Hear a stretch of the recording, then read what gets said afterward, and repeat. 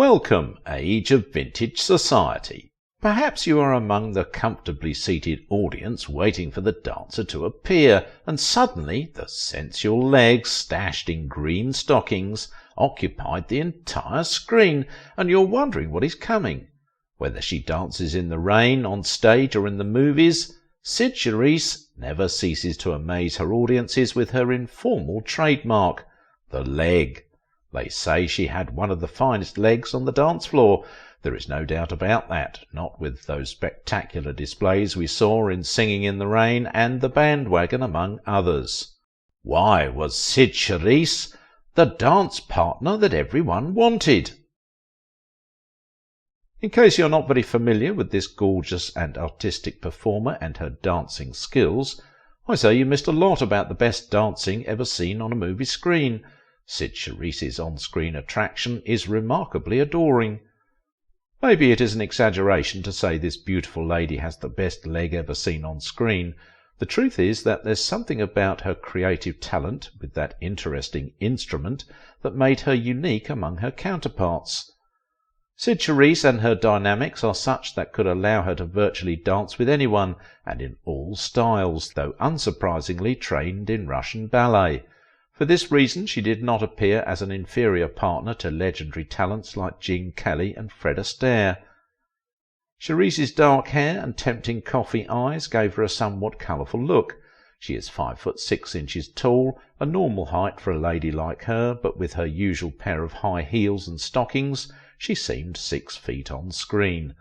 But she was seen wearing flat shoes while pairings with Kelly and Astaire, who were a beat taller so she could appear shorter to complement the dance. Best portrayed as an icon of glamour and sensuality on screen, Charisse's appearances in epic productions like Singin' in the Rain, Brigadoon and The Bandwagon add together to position her for stardom, and no doubt about her place in history as one of the liveliest stars in old Hollywood musicals. Apart from her fame and talent, Cyd also enjoyed her personally even as an elderly. She was one of those glamorous celebrities that you will always see among the who's who in Hollywood, even as her creativity continues to inspire generations. Those of us who were opportune to see her in the early 80s will attest to the fact that apart from an obvious sign of aging, very little changed about those stunning grace that followed her. On one occasion I happened to catch a glimpse of this rare beauty alongside her enduring husband, another great personality, singer Tony Martin. After watching her interact with fans and well-wishers, my instinct told me, apart from physical beauty, she may have also been an embodiment of humility. I recall that at the same hour my young friend, who did not know much about the Hollywood musicals of the mid-20th century, but was captivated by Charisse's aura, had asked who she is, and I didn't know what exactly to tell him. I told him that Charisse is an actress and dancing sensation in Hollywood, but it seemed like a normal thing to him because almost every actress he knew wanted to sing and dance in movies. I excused him because he belongs to the present generation, otherwise he would have understood what Fred Astaire means by referring to Charisse as beautiful dynamite. When you've danced with her, you stay danced with, Astaire was quoted. This fascinating talent with her seductive dancing style was one of Hollywood's special stars, who excelled in balletic dancing, as seen in her astonishing pairing with Astaire in silk stockings. Her romantic performance with Astaire in The Bandwagon, that saw her dancing in the dark, remains one of the loveliest film dance pairings.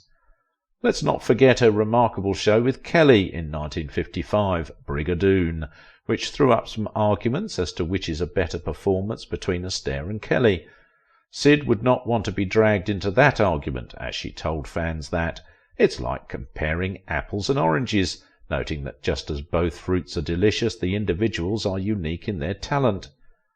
In a joint memoir titled The Two of Us, Cyd and her caring husband Tony Martin appeared so welcoming and open-minded because they encouraged fans to say hi to them if they wish to, any time they're in public.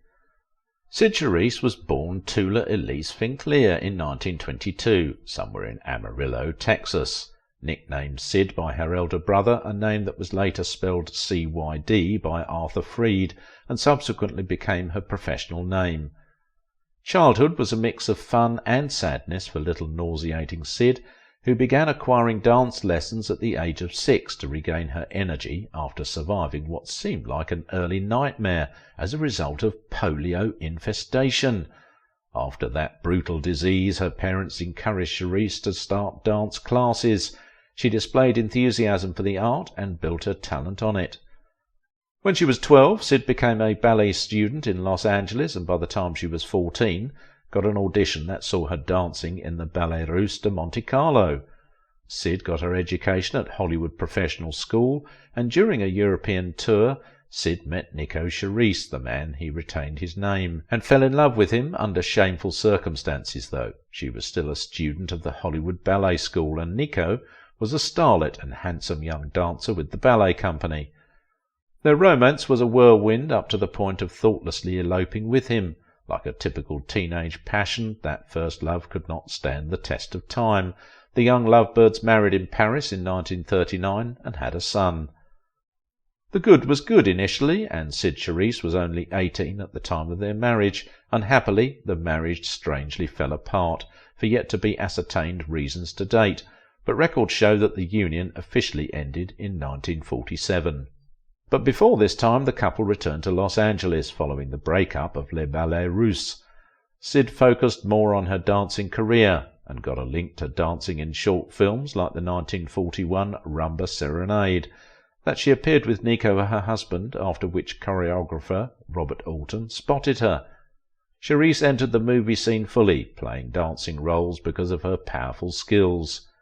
She rose to stardom with her performance in the movies, but it seems she initially preferred to talk of herself as a dancer rather than an actress. Why? The art of acting did not interest her like dancing. But sooner she learns that dancing alone is a unique way of acting and cannot be separated from the dialogues, especially when her Ballet Russe co-star David Lichine was selected for a dance series in 1943's Something to Shout About. David needed a partner, and the best person to fill the gap was Charisse. That simple choice to carry her along made her one of Hollywood's all-time phenomena. Charisse danced with him in the movies, and even though the production did not quite fit in, it was just enough to give this wonderful lady the right platform to further showcase her abilities, and the result was highly positive. Soon after the performance, amidst offers from all nooks and crannies, MGM rushed to secure her contract for 7 years. There is no question as to what the studio wanted from Cyd, if not to start showcasing her talent in their movie musicals. The usefulness of Cyd's leg cannot be overemphasized. Even MGM considered her leg sacred. They in 1952 reported to have insured her legs for $5 million. Would you also be surprised to hear that the huge sum put Charisse in the 2001 Guinness Book of Records as the most valuable legs? While with MGM, the studio tried to groom Charisse so she can sing while she danced, as she joined studio voice classes to perfect her voice and modify her Texas accent. But after all said and done, Charisse still could not sing perfectly because it was not part of her talent, the reason most of her Hollywood musical songs had to be dubbed. Though extremely beautiful and sexy, Charisse was naturally a shy person, and it's one area she tried so much to remedy so she can fit into the demanding Hollywood arena. Gene Kelly once recalled the challenges of working with her. The most challenging thing he hinted at was how to get her to show off her beautiful legs and beautiful style. Of course, in the spirit of showbiz, if you have it, you need to flaunt it. When Charisse and the man who later became her husband, singer Tony Martin, were first introduced at their mutual agents' dinner get-together, Tony, who just returned from war at the time, noticed her charm, but had other concerns than following his heart. Or was it an issue of two shy people? It was not until a year after, when their agent ensured he'd bring them together for a date, that the spark in their eyes began to glitter. This time they related emotionally, and Tony later said that what happened was that Cyd stepped out of a dream. Recall that after she divorced her first husband, the Greek-born Nico Charisse, Cyd Charisse also had a remarkable romantic affair with Howard Hughes within the period, but she knew that the relationship was leading to nowhere. And so the next year she got united in matrimony with Tony Martin, and they remained married until she died. That union also produced another son, Tony Jr. If there's any union in Hollywood that gladdens my heart, it should be Cyd and Tony, not because they did not have their challenges, but because they seemed to be a perfect pair. They had a lot in common, and look as if they alternate with each other career-wise. Recall that both Cyd and Tony had been previously married and divorced, so they came into the union with a lot of experience from their first wedding, and I thought it worked to their advantage. The side that interests me so much is the fact that they were what I called complementary performers. She is a dancer and he is a singer. Maybe they should have produced a family album. In their combined memoir, Cyd and Tony made fans understand that they never competed amongst themselves regarding who is greater or has the best talent. Tony Martin, who was grateful to have a beautiful and understanding wife like Cyd, said his only regret was not meeting her earlier. They were in marriage for about 60 years before Cyd's death. There's no doubt that this great dancer also cherished her time with her husband. Charisse and her husband got to perfectly know themselves. If what Tony Martin said is anything to go by, he could tell which of her dancing partners she danced with by merely looking at her when she returned home every night. If she had injuries and bruises, he knew she danced with Gene Kelly, but if she was in moderately good figure, then it was Fred Astaire. That was how close they were. It was within this period that Cyd also got her true career fame, her long-awaited career breakthrough with her gestured role in 1952's Singin' in the Rain, the widely celebrated musical directed by Gene Kelly and Stanley Donen. Charisse was alive on screen with the trademark leggy work that she did with the Louise Brooks black fringe hairdo. She was seen puffing on a long cigarette vessel and defiantly covering her long legs around Kelly that was under her spell. At some thrilling moment she was hanging his hat on her vertical right leg toe. Her audience was agog for such a great performance, and everyone wanted to hear what it felt like dancing the way she did. Charisse told fans that as the camera panned up her legs and her body, she was supposed to breathe out a drifting plume of smoke. But what happened? She said, "I had never smoked, and it took me a long time, plus a lot of coughing before I got it right." I'm glad you got it right, my lovely lady. The immediate result of that breathtaking performance was what many described as a colourful piece of choreographic seduction that made her a major musical star. Observers said that the opportunity was a lucky one for Cyd because the producer wanted to add a dream ballet sequence in the movie, but Debbie Reynolds could not dance like her, the reason she got the role. Even when Kelly plotted to cast his dance assistant Carol Haney, Cyd Charisse's personal beauty and sensual charisma were more intimidating for MGM decision-makers to allow her to slip through their hands.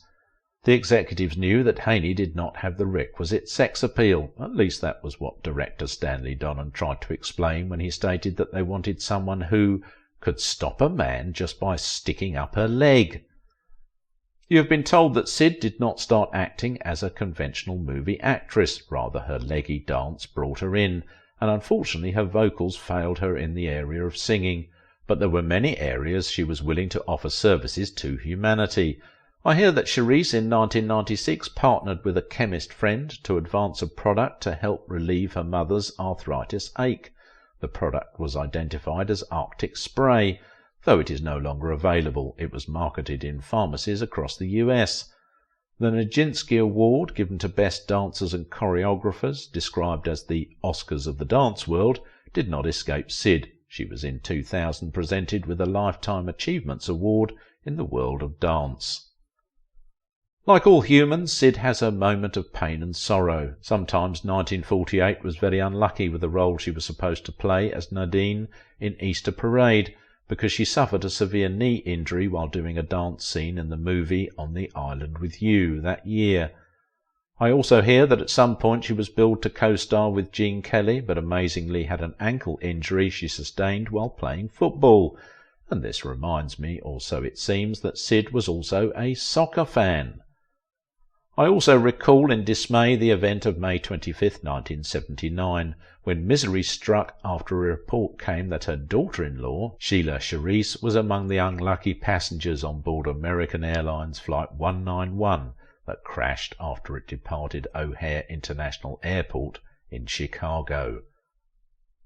Cyd Charisse died at the Cedars-Sinai Medical Center in Los Angeles after she was rushed to the facility following an apparent heart attack.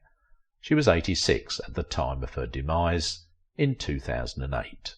Cyd Charisse was the ultimate dance partner everyone wanted, and it's fascinating to discover why.